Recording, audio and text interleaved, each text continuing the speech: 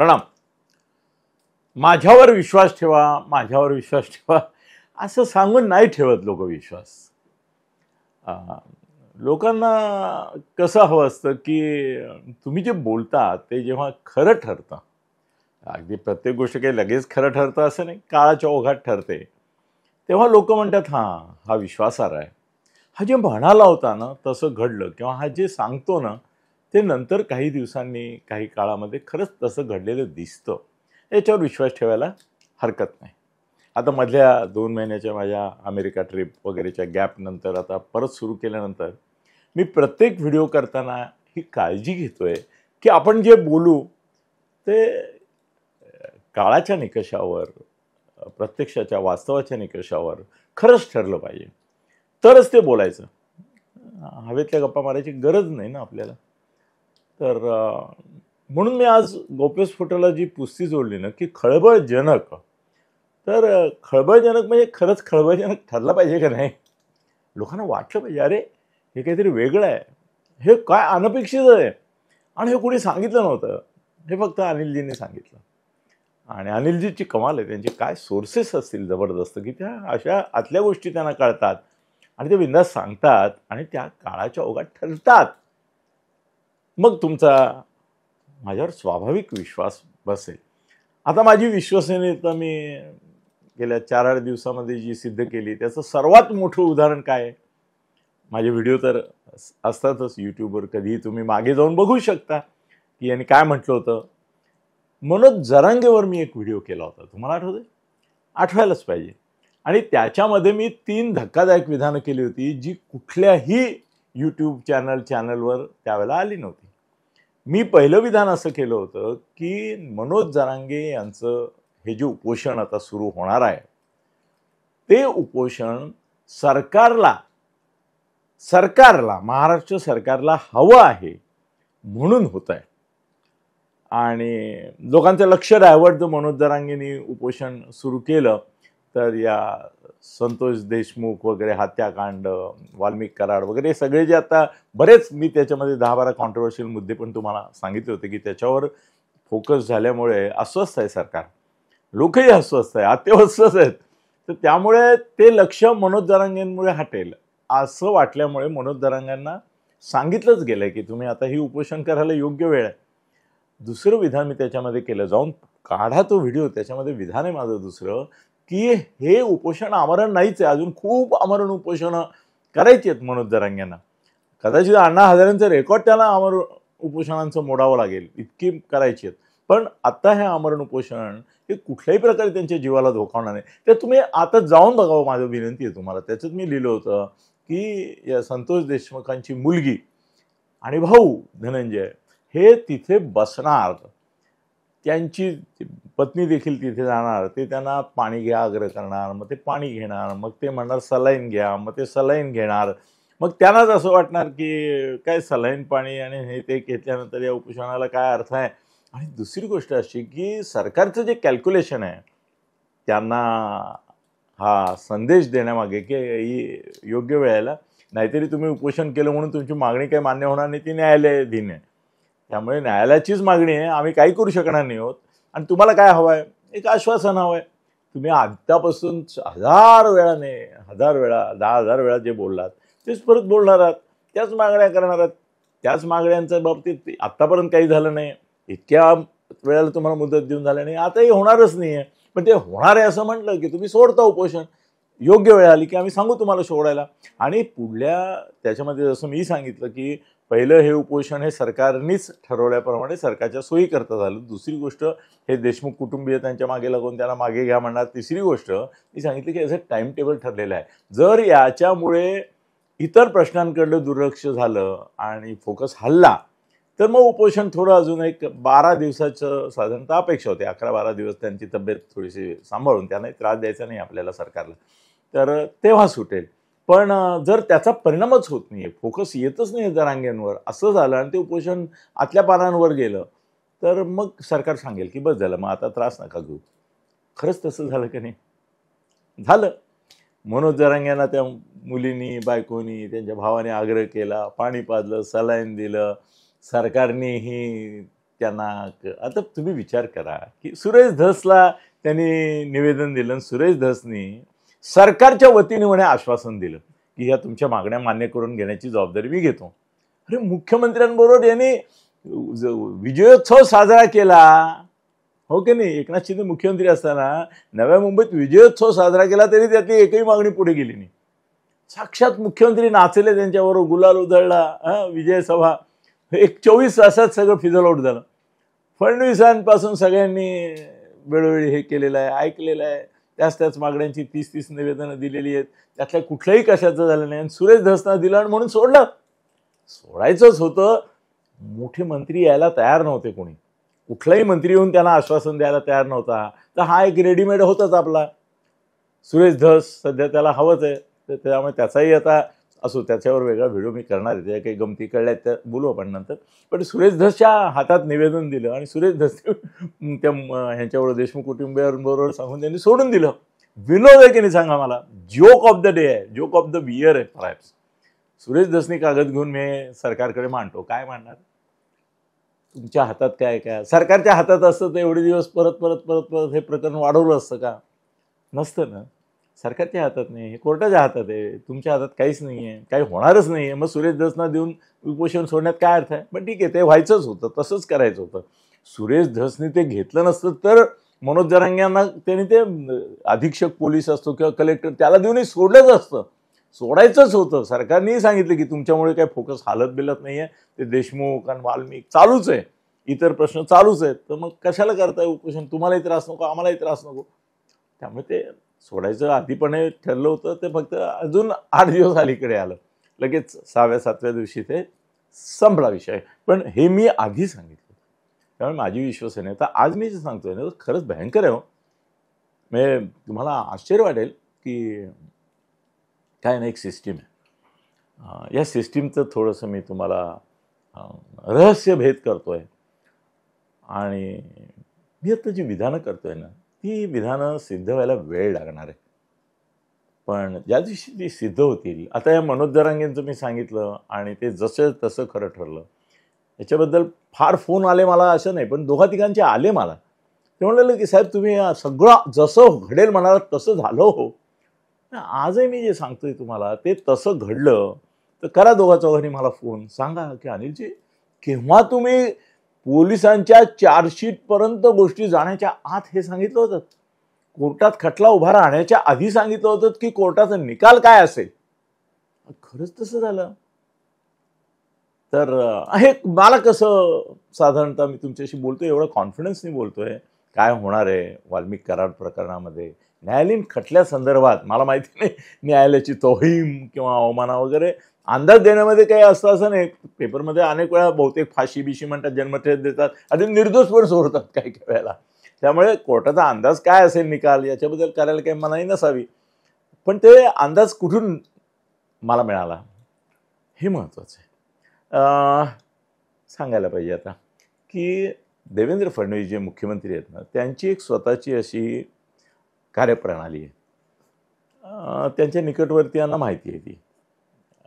त्यांच्या अगदी विश्वासातले लोक आहेत त्यांना माहिती आहे, आणि त्यांच्या विश्वासातले जे त्यांना माहिती होते. कसं आहे ना की एखादी लिगल मॅटर असते ना, तर त्या मॅटरमध्ये तुम्ही एक लक्षात ठेवा, फडणवीस तोपर्यंत आपलं मत संदिग्धच ठेवतात. कायदा त्याचं कार्य करील, नियमाप्रमाणे कायद्यानुसार काय असेल ते होईल असं मोघम म्हणतात.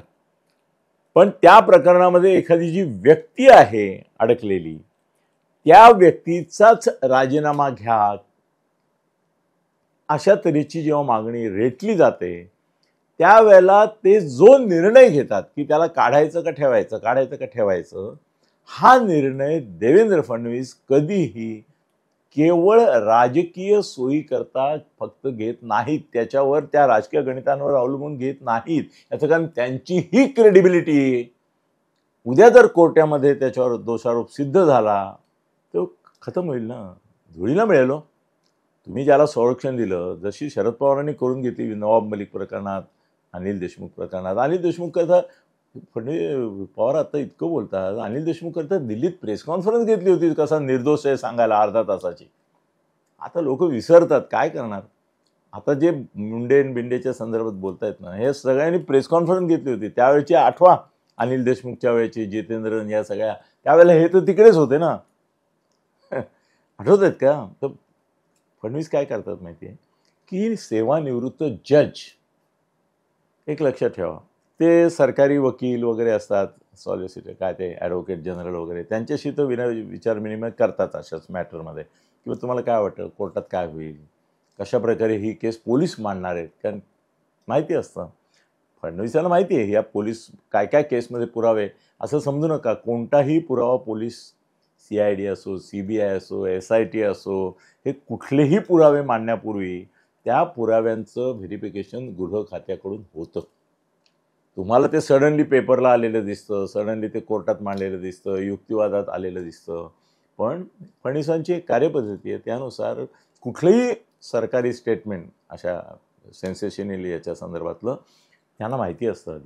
उद्या पोलीस काय सांगणार आहेत कोर्टात हे कळल्याशिवाय कोर्टापुढे जात नाहीत त्या गोष्टी.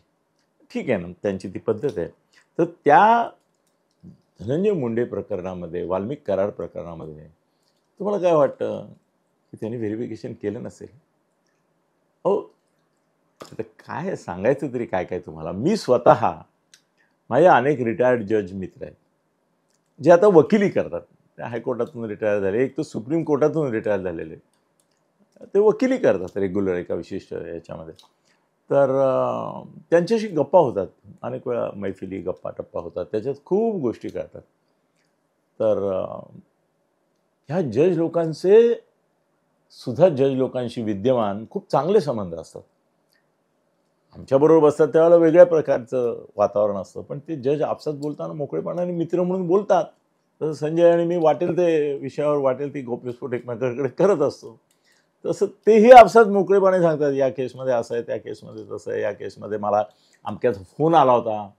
हो, सगळं सांगतात एकमेकाला. आणि तुम्ही जर विश्वासात असाल त्यांच्या, तर त्यातल्या काही गोष्टी तुमच्याबरोबर पाझर तलावातून माहितीच्या शिरपतात. कसं आहे ना की आता काय नावं घ्यायची का नाही, पण नावं नाही घेतली तर तुम्ही म्हणाल कसं. अशोक चव्हाणचा निकाल काय लागणार आहे आदर्श प्रकरणात हे मला जवळजवळ 15 दिवस आधी माहिती होतं. किंबहुना असं पण माहिती होतं की 2 ड्राफ्ट तयार आहेत निकालाचे. त्याच्यामध्ये एका ड्राफ्टमध्ये क्यू प्रुदो म्हणजे याचा परस्पर संबंध लावता येऊ शकतो असं वाक्य होतं, आणि एका ड्राफ्टमध्ये नव्हतं. आणि यातला कोणता ड्राफ्ट कोर्ट प्रत्यक्षात सादर करणार याच्यासाठी काही पडद्यामागे हालचाली चालू होत्या. जास्त विचारू नका, जास्त सांगूही नाही. दोन्ही ड्राफ्ट तयार होते आणि त्याच्याबाबत चर्चा चालू होती. तो किस्सा घेईन मी, मुद्दाम सांगण्यासारखा आहे तो. आदर्श प्रकरणात अशोक कसा दोषी ठरला आणि कसा ठरवला गेला आणि कसे कसे ट्रॅप त्याच्यावर टाकले गेले होते हे आपण ऐकतो ना. आता ते सायबर अरेस्ट म्हणतात ना त्याला, डिजिटल अरेस्ट.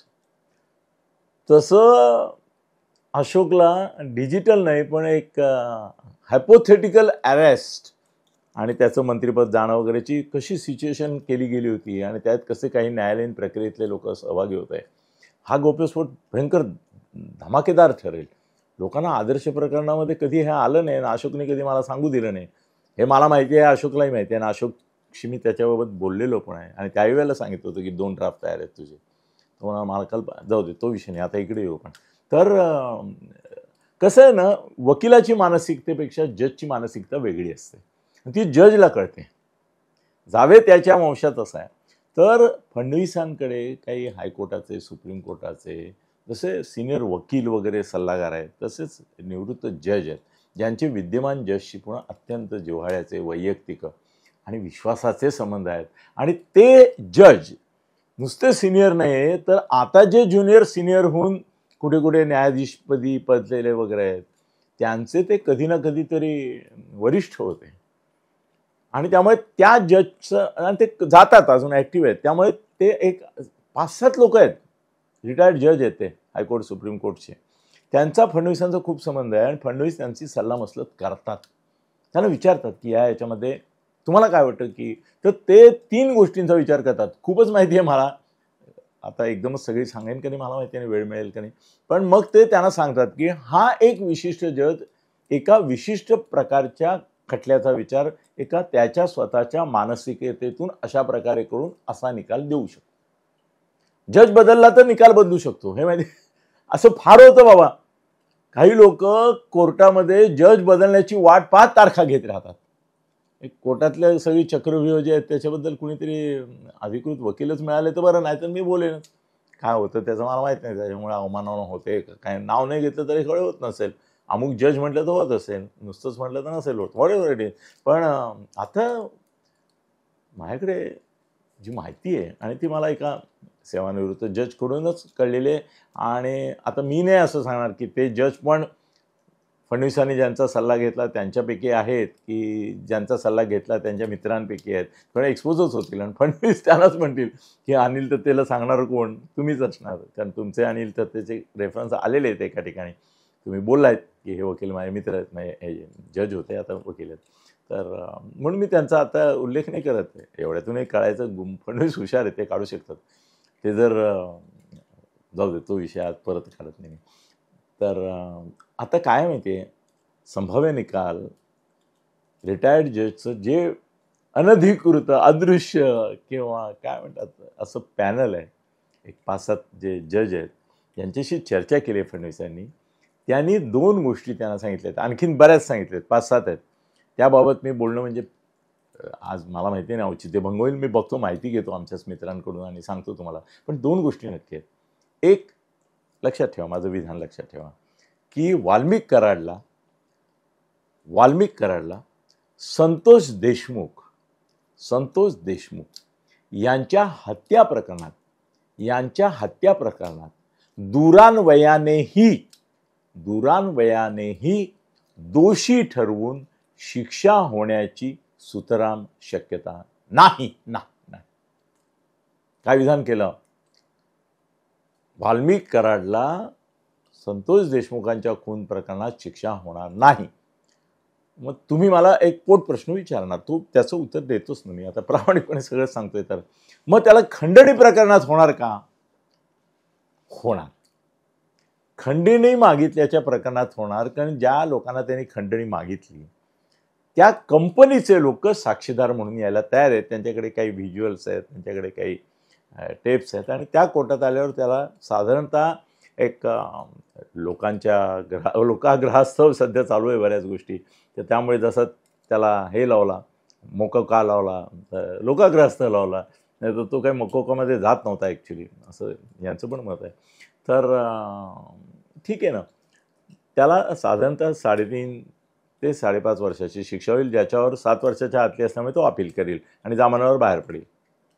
बरोबर आहे? मग तुम्ही म्हणाल धनंजय मुंडे, मी तुम्हाला सांगतो कितीही याचिका झाल्या होणार आहेत. मला वाटतं मी बोलतोय आज, तुम्ही रविवार आहे ना रे, म्हणजे आज काय नसेल, पण या 2-3 दिवसामध्ये धनंजय मुंडे यांना याच्यात आरोपी करावा अशा याचिका येणार आहे. त्या 3-4 लोक तयार आहेत, त्यातल्या कोणाची याचिका पुढे येते आणि ते जाते कोर्टापर्यंत. पण धनंजय मुंडे यांना याचिका म्हणजे हे करावं, आरोपी कुठल्या या संतोष देशमुख खून प्रकरणामध्ये अशा तऱ्हेची याचिका आल्यानंतर ही याचिका नोटीस निघेल धनंजय मुंडेंना की तुम्हाला का करू नये आरोपी याच्यात, त्याचा खुलासा द्या. ते त्यांचे खूप प्रचंड मोठे वकील आहेत, ते उभे करून वगैरे देतील. पण मी तुम्हाला आत्ताच सांगतो, आणि आता सांगण्यात विशेष याचं कारण नंतर सांगण्यात काहीच नाही, सगळ्या पेपरनी छापलेली बातमी हीच परत सांगायची, याचं काही गंमत नाही ना. याचिका फेटाळली. धनंजय मुंडे यांना वाल्मिक कराड आणि मकोका लावलेल्या गँगशी संबंध आहे मर्डर प्रकरणात, म्हणून आरोपी करावं, ही याचिका फेटाळली जाईल. Take it from me. कुठल्याही परिस्थितीत धनंजय मुंडेचा कुठल्याही प्रकारे जे पुरावे म्हणून जे देते ना ही अंजली दमानिया किंवा यांचे नातेवाईक वगैरे, ते पुरावे नाही आहेत. हो, त्याला नाही पुरावे म्हणत, कोर्टात हे पुरावे नाही चालत. जे पुरावे चालतात ते पोलिसांनी जमा करायचे, आणि ते जमा करताना त्यांची दमछाक होते. काल्पनिक पुरावे गोळा करायची वेळ आली आहे त्यांच्यावर, ते करता येतात. ते सगळे आपण 100 उदाहरणं परवा पण तुम्हाला सांगितलं की त्या कनिमोडी आणि राजा बिजा जेलमध्ये जाऊन आले 3 वर्ष, त्यानंतर त्या माणसाने निर्लज्जपणे सांगितलं की माझी चुकी झाली, माझं गणित चुकलं, त्यामुळे मी हा आरोप केला. पण गेले होते ना आतमध्ये. हा राज ठाकरे उदाहरण आहे की राज ठाकरेवर नव्हता का, त्यालाही आरएसच्या काय किती त्या पुष्पा भावे त्याच्या मागे लागले होते त्याला अरेस्ट करा म्हणून, पण त्याच्या विरुद्ध पुरावा सापडत नव्हता ना, त्यामुळे त्याला अरेस्ट नाही झाली. आणि त्या दोघांनाही निर्दोष सोडलं. जे होते परवा ते शहा काहीतरी नाव सांगितले ना दोघांची, त्या जे घरमालक होते त्यांची, ते निर्दोष सुटले आणि राजलाही काही झालं नाही. सेम इथे आहे की धनंजय मुंडे हा त्या खून प्रकरणामध्ये आरोपी होऊच शकणार नाही आणि याची खात्री फडणवीसांनी निवृत्त जजकडून करून घेतलेली आहे. जजच्या मानसिकतेतून, भूमिकेतून, ज्या जजसमोर ह्या सगळ्या याचिका जाऊ शकतात त्यांच्या मानसिकतेतून.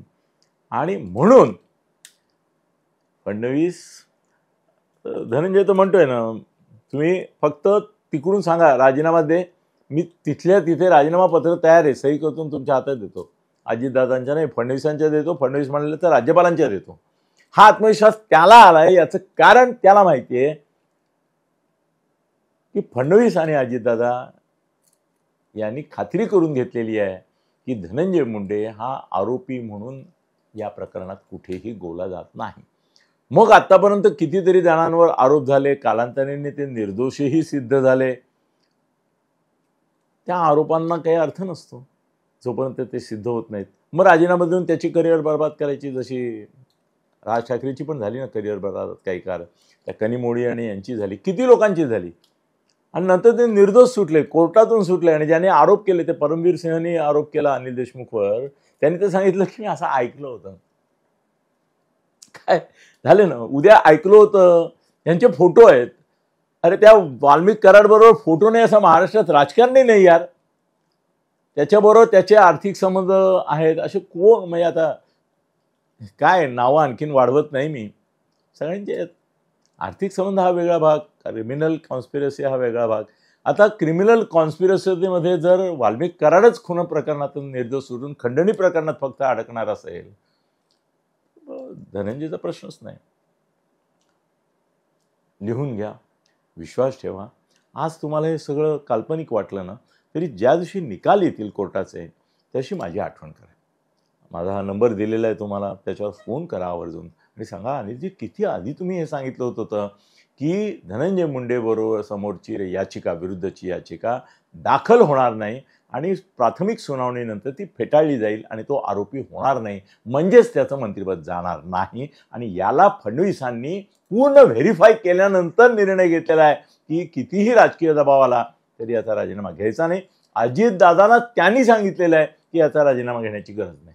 अजितदादा पण एका क्षणी विचलित झाले होते. ते म्हणाले, म्हणत असाल तर सांगतो मी त्याला. ते म्हणे नाही, काही गरज नाही आहे. आणि असे एकदा घ्यायची प्रथा गेली तर आरोप केला आणि राजीनामा दिला असं ते सगळेच जातील आतमध्ये मंत्रिमंडळातून. त्यामुळे फडणवीस फर्म आहेत. त्यांनी जजकडून व्हेरीफाय करून घेतलेलं आहे एक 5-7 की याला शिक्षा होते की नाही, हा इन्व्हॉल्ड आहे की नाही. सगळे पोलिसांचे पुरावे पोलिसांना जेवढे माहीत नाहीत त्या सगळ्या एजन्सीज ज्या आहेत इन्व्हेस्टिगेटिव्ह, त्या रिपोर्ट डायरेक्ट फडणवीसांना करत आहेत. आणि फडणवीसांनी ओके केल्यानंतर ते कोर्टामध्ये म्हणणी मांडली जात आहेत. असते ही प्रोसेस आहे. आता प्रत्येक वेळेला on the record, of the record मला विचारत बसू नका.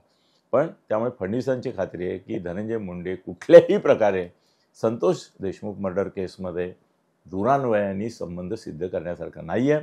वाल्मिक कराडचा संबंध खंडणी प्रकरणातच फक्त सिद्ध होणार आहे. त्याची शिक्षा तो भोगेल. एनिवे, मनोज जरांगेचं मी सांगितलं त्यावेळेला कोणाचा विश्वास बसला नव्हता की हे सगळं स्टेज मॅनेज्ड आहे आणि हे सरकारनीच पुरस्कृत केलेलं आहे आणि सरकारनीच सांगितल्याप्रमाणे ते बसलेत आणि सरकार सांगेल तेव्हा ते फोकस जर हल्ला नाही तर मागे घेणार, त्याप्रमाणे घेतलं आहे. आणि सुरेश धसचं आश्वासन घेऊन घेतलं. ज्या सुरेश धसची काय किंमत आहे तो वेगळा विषय. एनिवे, हे विधान लक्षात ठेवा. हा गौप्यस्फोट आहे की धनंजय मुंडेला कुठल्याही प्रकारे मंत्रिपदात सामावण्याची शक्यता नाही. फडणवीसांनी अनेक जज आणि सिनियर ॲडव्होकेटशी बोलून ते याच्यात दोषी नाहीत याची खातरजमा करून घेतली आहे. अजितदादांची खातरजमा आहे, खुद्द धनूला तर असणारच. त्याचमुळे तो आहे त्याच्या भगवानगड रिलेशनशिपबद्दल काही वेगळी माहिती आहे माझी, पण त्याचा मी बोललो आहे त्या विधानानं विसंगत नाही आहे ती. एनिवे, लक्षात ठेवलं, धनंजय मुंडे फडणवीसांच्याच याच्याप्रमाणे ते बोलताना तर बोलायला पाहिजे ना त्यांना. जे दोषी असतील त्यांना सोडलं जाणार नाही, जे दोषी असतील त्यांना शिक्षा होईल, कायद्यात त्याचं हे घेईल, हे बोलायचंच आहे. पण कायद्यामध्येच तो जर बसत नाही आणि त्यामुळे त्याला शिक्षा होणार नाही, त्याचं मंत्रिपद जाणार नाही आहे, तर कायद्याचाच हे करून ते सांगतील की कायद्याने ते निर्दोष आहेत, मग राजीनामा कशाबद्दल? संबंधच नाही त्यांचा त्याशी. एनिवे, खूप मोठा गौप्यस्फोट केला. हा ज्या दिवशी खरा ठरेल आणि ठरणारच, त्या दिवशी मला जरूर तुम्ही तुमच्या कॉम्प्लिमेंट द्या. धन्यवाद.